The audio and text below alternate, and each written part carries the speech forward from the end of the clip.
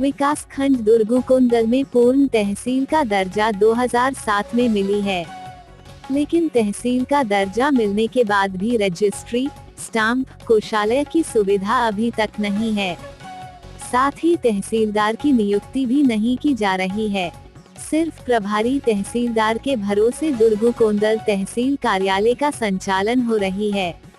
स्थानीय जनप्रतिनिधि, समाज प्रमुखों के द्वारा कई बार मांग की गई, लेकिन शासन प्रशासन के द्वारा ध्यान नहीं दिया जा रहा है।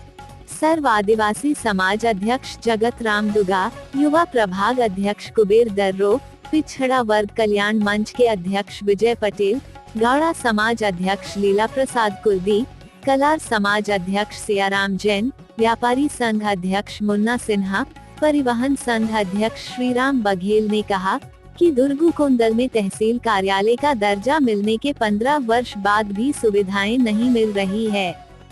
जमीन खरीदी बिक्री होने पर रजिस्ट्री के लिए भानुप्रतापपुर तहसील कार्यालय का चक्कर काटना पड़ता है।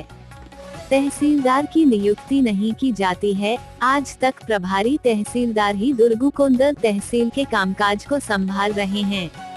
कोषालय, स्टाम्प की सुविधा नहीं है।